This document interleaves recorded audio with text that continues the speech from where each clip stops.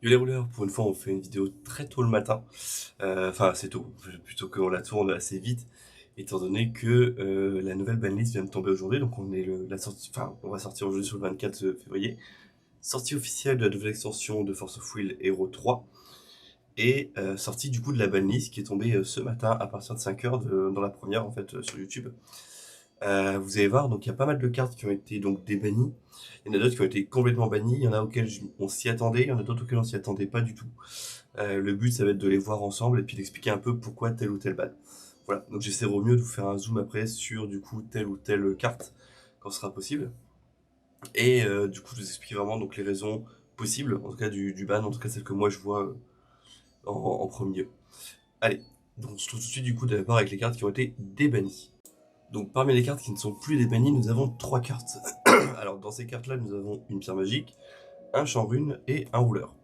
Donc la première carte, c'est Invitation au Purgatoire. Invitation au Purgatoire, du coup, c'est une carte qui est très intéressante, étant donné que c'était une carte à combo solo. C'est-à-dire que lorsque vous la jouiez, vous aviez accès au fait que pour 2 noirs, vous mettiez une carte dans votre cimetière, puis vous produisiez un noir, un rouge. Et si jamais vous aviez un Satan, l'ange des. Enfin, le roi déchu, dans la zone retirée, vous pouviez mettre une deuxième carte. Et en fait, le truc, c'est qu'à l'époque, nous avions Sigurd. Sigurd qui était assez problématique en termes de cartes, étant donné qu'il permettait d'aller chercher une addition dans le cimetière et de la jouer dans le deck, pardon, et de la jouer directement, sachant que Sigurd était jouable depuis le cimetière. Donc vu que c'était une combo autour d'une seule carte, ils avaient préféré la bannir, surtout que vu que c'est une rune divinité, les joueurs y ont accès en fait dès le départ dans la zone rune. La zone rune, c'est une zone de 5 cartes, et le total des divinités doit être égal aux divinités de votre rouleur. Donc les rouleurs normaux avaient 10 divinités, et les rouleurs d'avant-première en avaient un peu moins, je crois que ça allait jusqu'à 6. Mais ça dépendait surtout de la puissance du rouleur Arcana. Donc là-dessus, la première carte qui est débannie et qui, pour moi, je m'y attendais pas à ce qu'elle soit débannie. Je pensais qu'elle allait rester à la banlist pendant vraiment in aeternam. Je pense qu'ils ont jugé que sa puissance était assez. Enfin, qu'on pouvait la gérer. Surtout étant donné que, vu que c'est une première carte jouée, ça prend le Moonchild blanc, ça prend Angelic Battle Barrière. Je peux comprendre le fait qu'on la débanisse dessus. Maintenant, on va passer du coup à la deuxième carte qui était attendue par beaucoup de joueurs. Donc comme vous voyez ici, c'est un rouleur cette fois-ci qui est déban. Alors c'est un rouleur qui n'a pas de face J-Rouleur. Je vous présente pour ceux qui ne la connaissent pas la fameuse Scheherazade, ou Chérie du coup un peu plus. Donc l'oratrice en fait, c'était un gros problème comme carte. Il faut se dire que la carte est sortie en 2018, mars 2018 je crois de mémoire pour cette extension. Et depuis sa sortie, en fait, tous les tops en Grand Prix étaient avec. Le top 8, c'était 7 à 8 chez Razad, donc c'était que des matchs miroirs. Des decklists très peu différentes, simplement parce qu'elle est très très forte. C'est un rouleur qui donne rapidité, enfin pas rapidité, pardon, jeu rapide à toutes vos dolls en fait. Donc les poupées, qui étaient du coup son archétype à elle. Elle a un extra deck à elle spécifique, donc ce qu'on appelle le grimoire en fait, donc il y a 5 spells dedans. Et pour 0, du coup, elle peut révéler un de ses sorts de son grimoire et le jouer en tant que copie. Très très fort, pourquoi? Parce que malheureusement, dans ces cartes-là, il y avait des combos où en fait les 4 cartes permettaient de gérer des situations et la cinquième permettait du coup de recacher les cartes qui avaient déjà été montrées.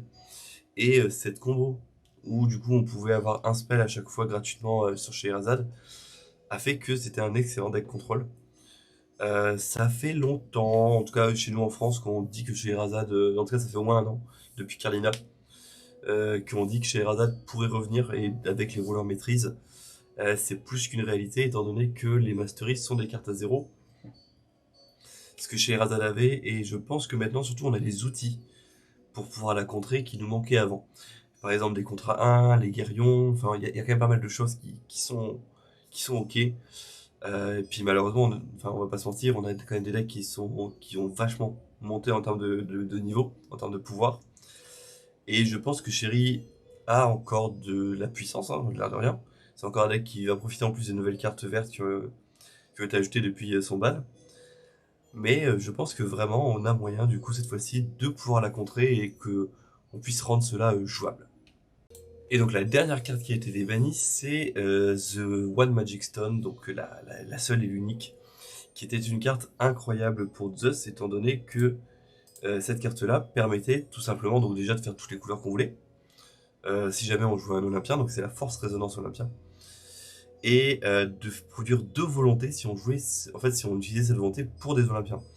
Donc ça permettait à Zeus de par exemple faire, s'il avait 2 stones comme celle-ci, tap stone, produire 4 mana pour des Olympiens, et jouer par exemple Artemis, on remonte les 2 stones, et du coup on avait techniquement 6 mana pour jouer des Olympiens, donc pour 2, allez, on joue Perséphone, ensuite on avait 4 pour pouvoir jouer,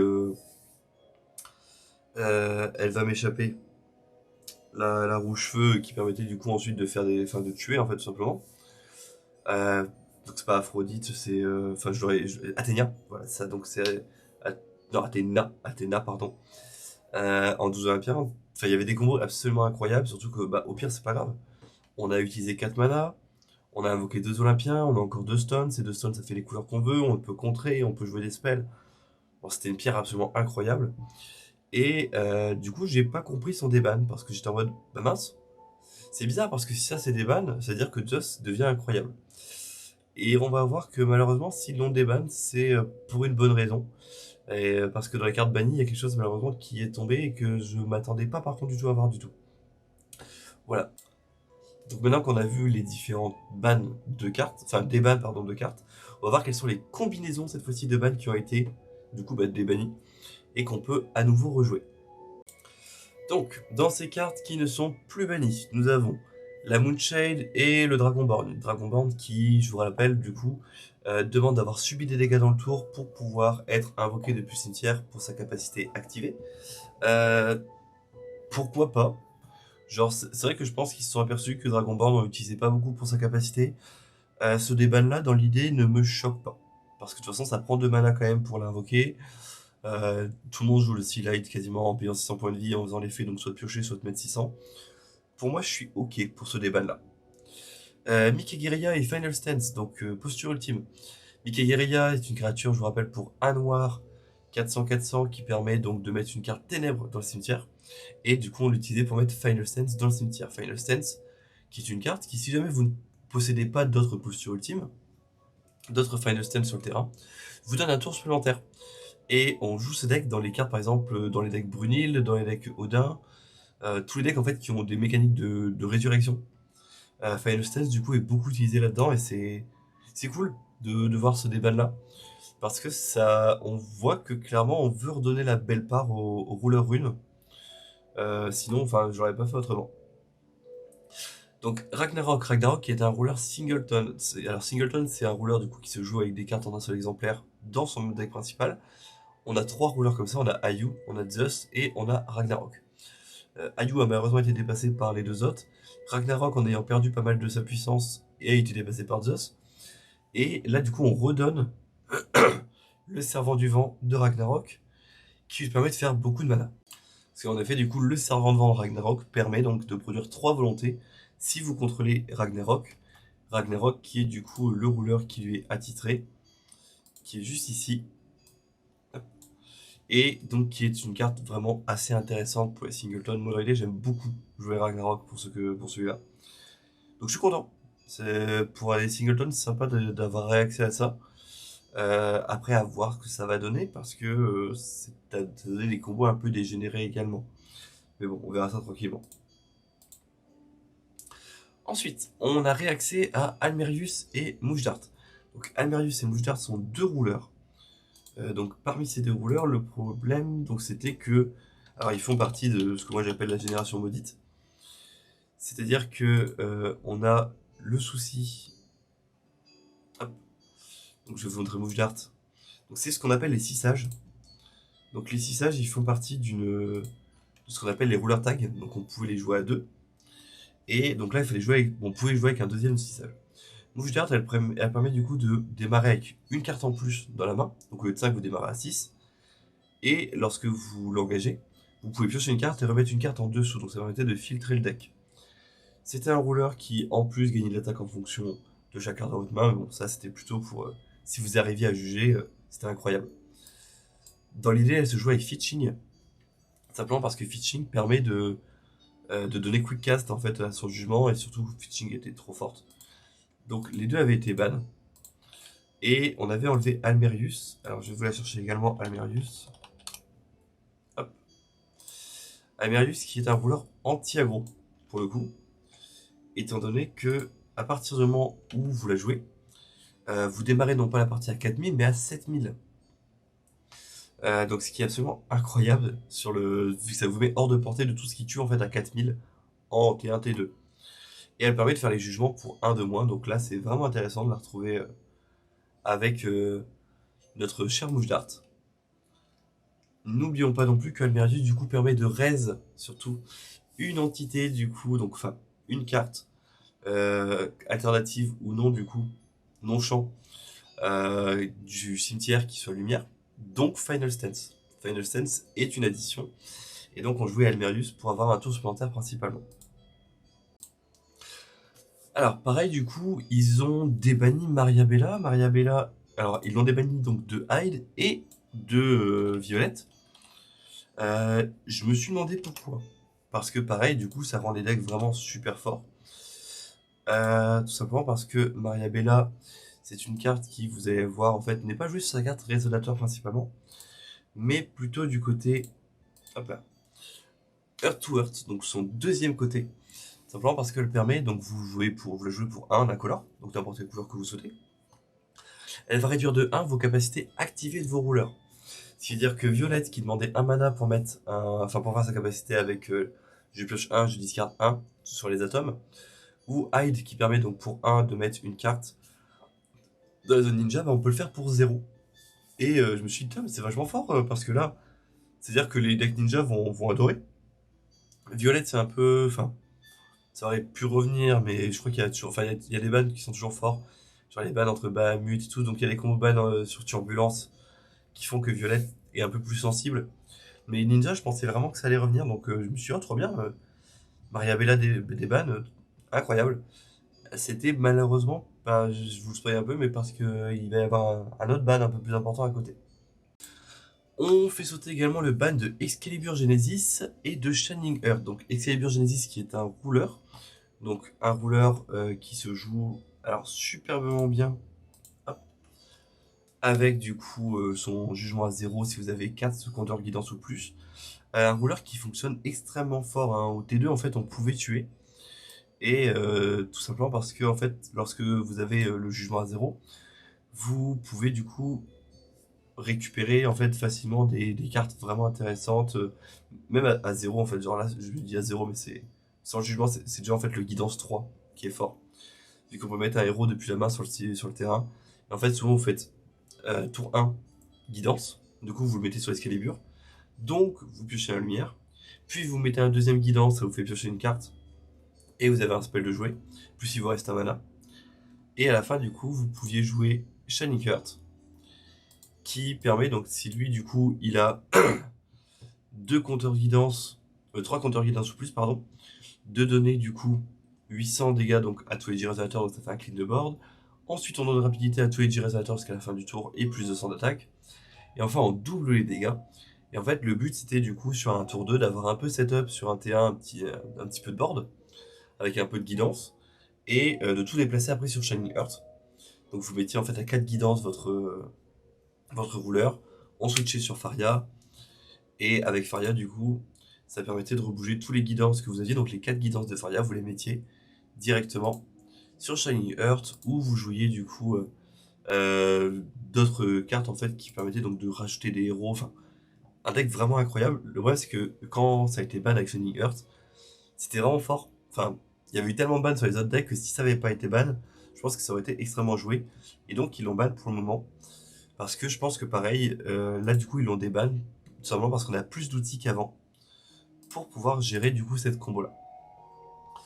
Ensuite, ils ont déban du coup Castle of Beatrice et Spirit of Decay. Donc Castle of Beatrice qui permet de récupérer une carte dans le cimetière en échange de 2 mana.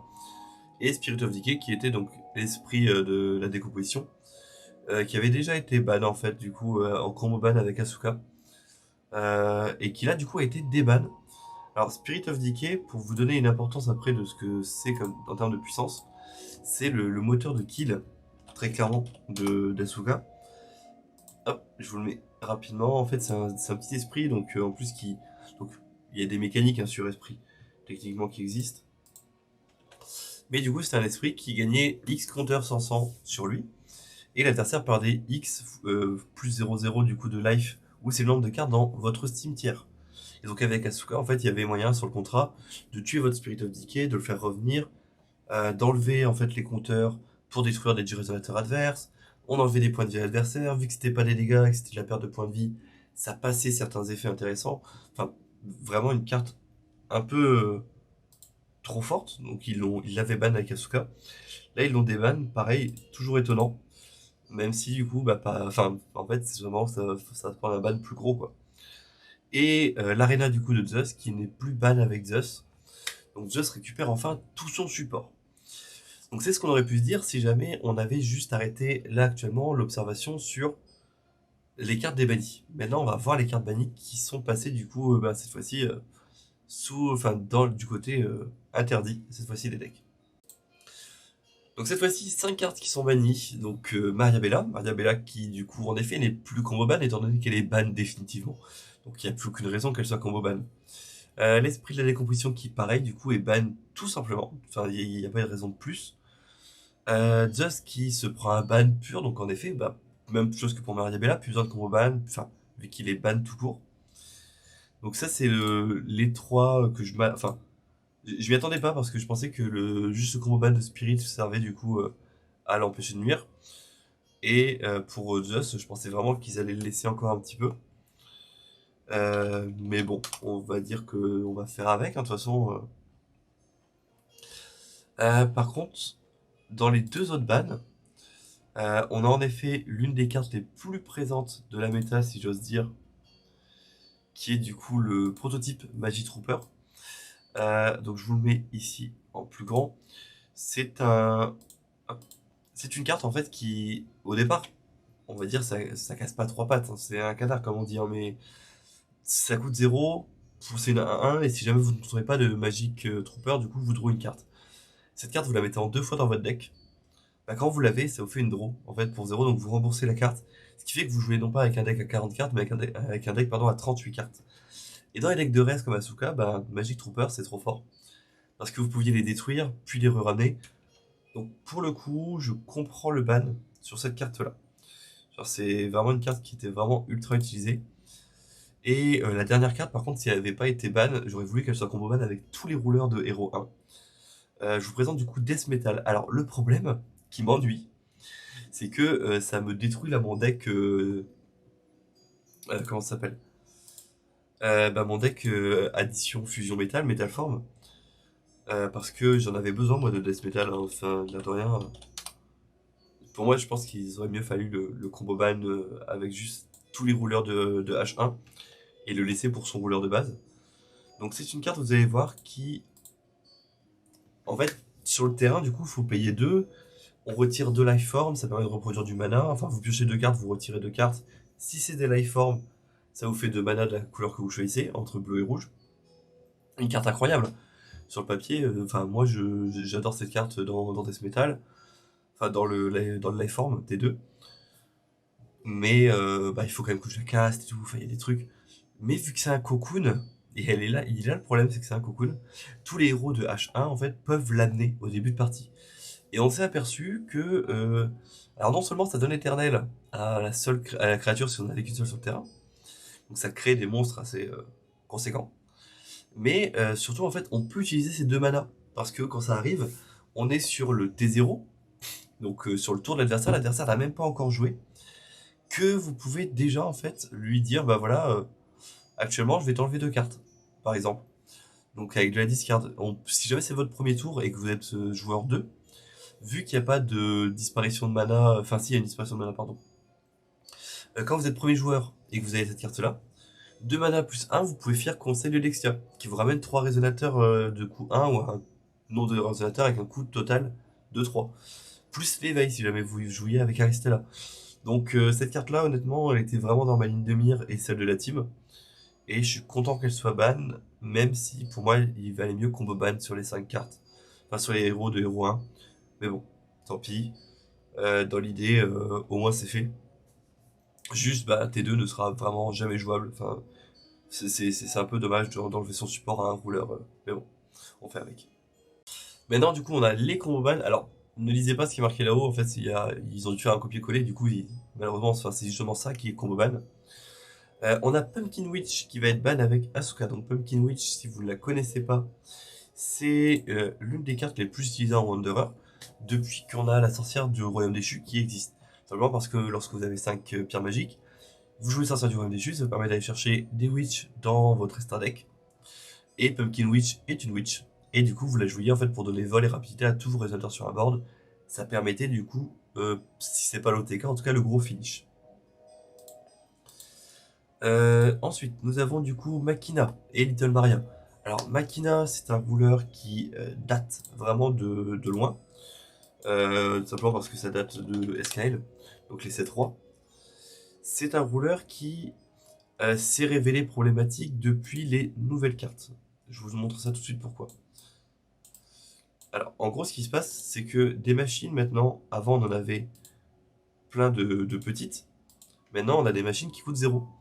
Du coup, vous pouvez faire Makina. Je vais chercher dans mon main deck une addition au résonateur à 0 sans attribut.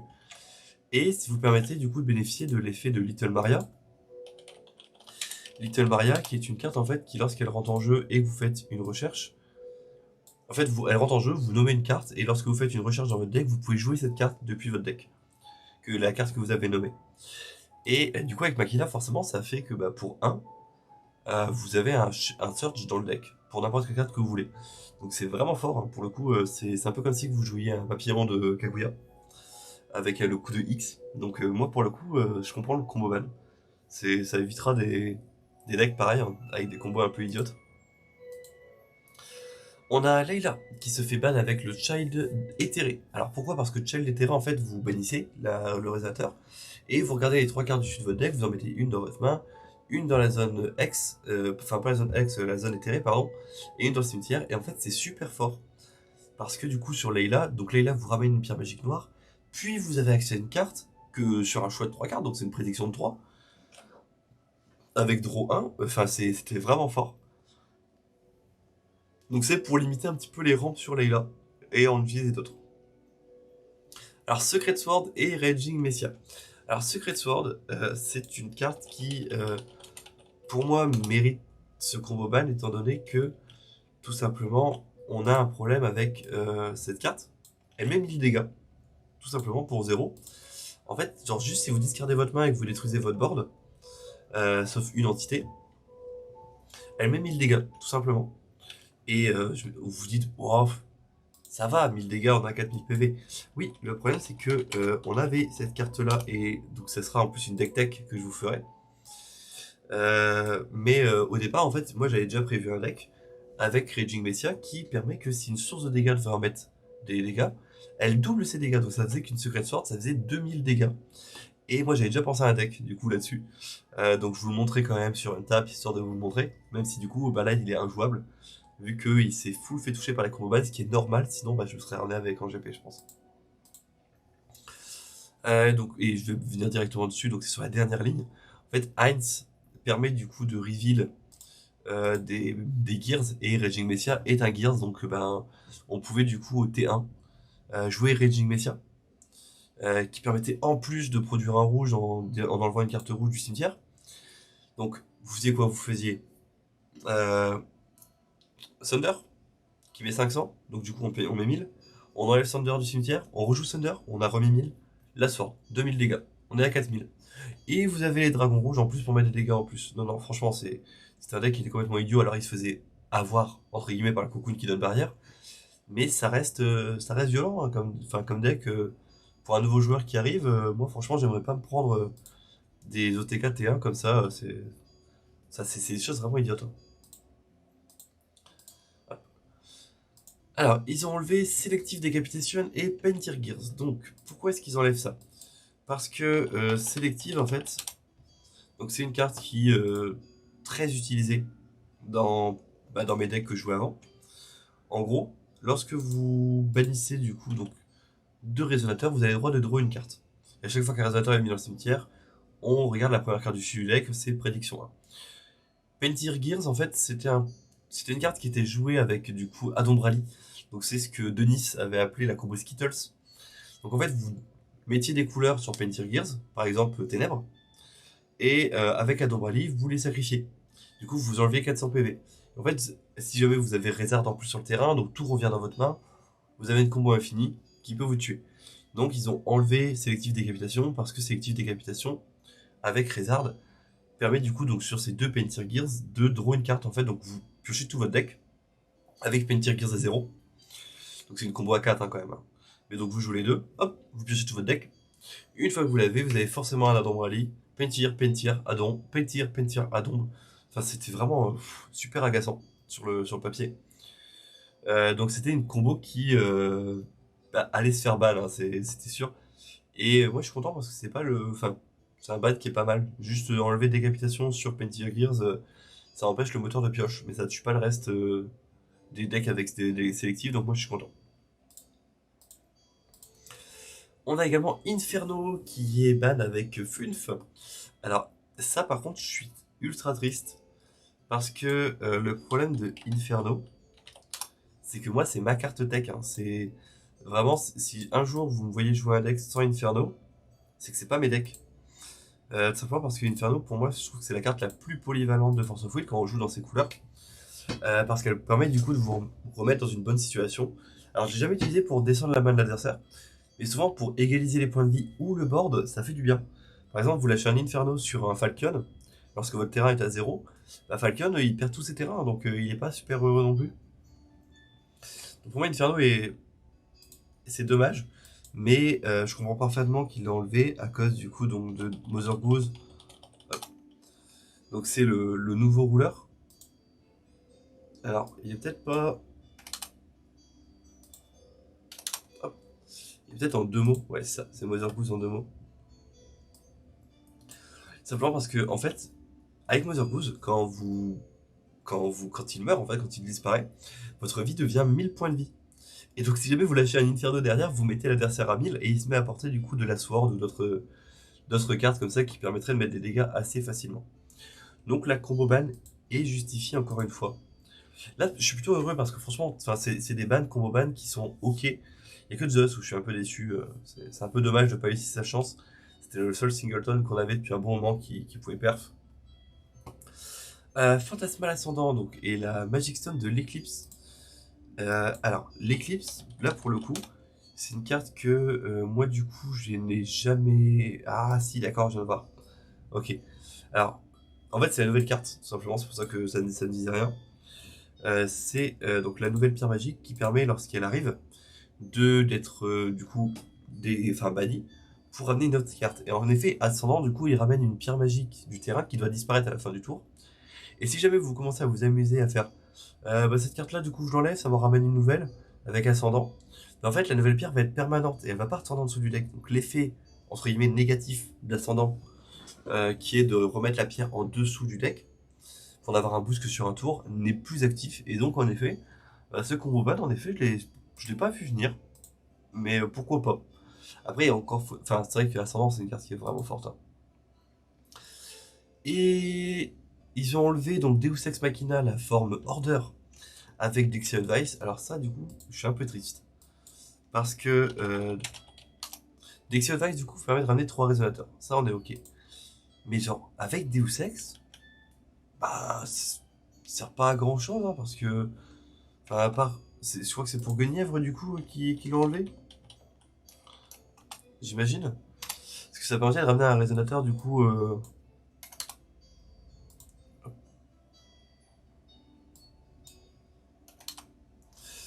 Ça permettait de rajouter un résonateur, du coup, à Guinevere, pardon. Nous, c'est Guenièvre en français. Donc ça permettait de ramener des Guenièvres, ok, qui faisait que l'adversaire payait un de plus. Ouais, mais enfin, nous, on veut les révolutions, donc en vrai. Non, franchement, là, je vois pas l'idée.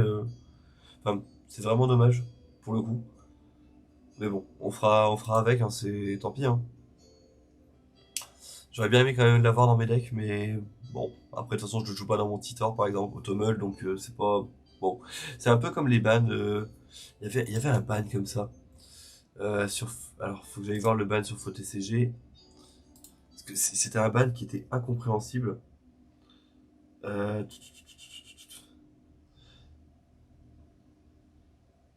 C'était pas celui-là. Oui, forcément, il y avait le Alice Tales of Fantasia. Justement, c'était avec Guenièvre également. C'est ça, Guenièvre et Unité du Machine Knight. Qui du coup a enfin été enlevé de la combinaison banlist cette dernière fois. C'était un ban qui au départ était. Il sortait de nulle part, hein, très clairement. Hein. Et le dernier, donc c'est Setting the Stage of Providence et la Magic Stone du règne. Ce qui semble logique, tout simplement parce que la Magic Stone du règne.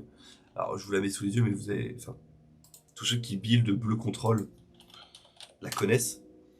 Donc c'est la nouvelle Magic Stone hein, qui permet du coup, donc c'est une pierre magique pour bleu, tout simplement, hop, qui permet en fait que si vous jouez un champ avec, il n'est pas cancellable. Donc vous êtes en train de me dire que cet exchange, vous la jouiez avec ça, donc vous rendiez cet exchange non cancellable, plus cet exchange du coup ne rendait pas cancellable, enfin en tout cas ciblable vos autres sorts et capacités. Donc oui, c'était une combo qui du coup, techniquement, si elle était passée, qu'elle n'était pas combo ban, aurait été problématique pour pas mal de decks. Et donc on a fait le tour de la combinaison banlist et de la banlist. Donc mon avis sur cette banlist, c'est que c'est une banlist qui est pour une fois très très juste. C'est-à-dire qu'elle tape dans le mille là où il faut du coup pour avoir quelque chose de plus juste en termes de deck. C'est une banlist qui n'est pas donc injuste non plus pour trop de decks. Bon voilà, pour moi c'est injuste d'avoir enlevé le moteur de T2 parce que T2 Lifeform, on aurait pu lui laisser son cocoon, c'est un peu triste, hein, il a été créé pour lui, même si c'est d'autres couleurs qui en profitent.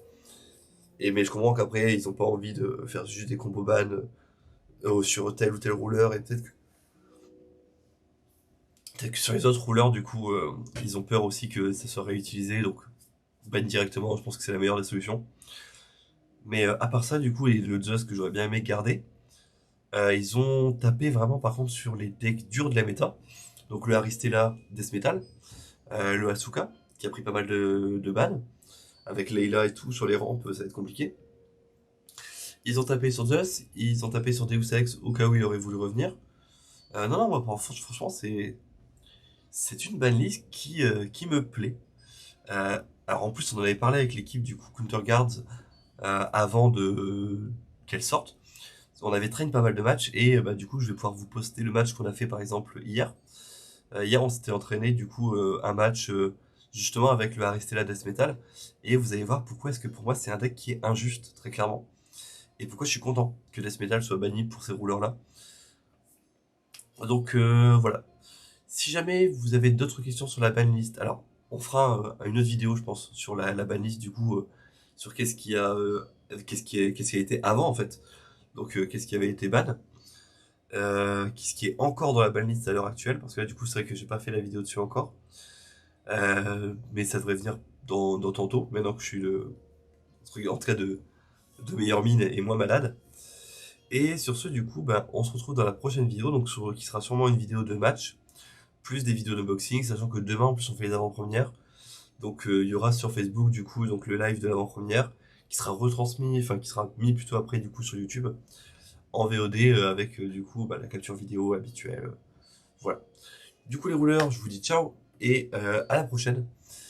J'espère en tout cas que la vidéo vous a plu et qu'on restera ensemble du coup pendant un bon bout de temps pour Force of Will.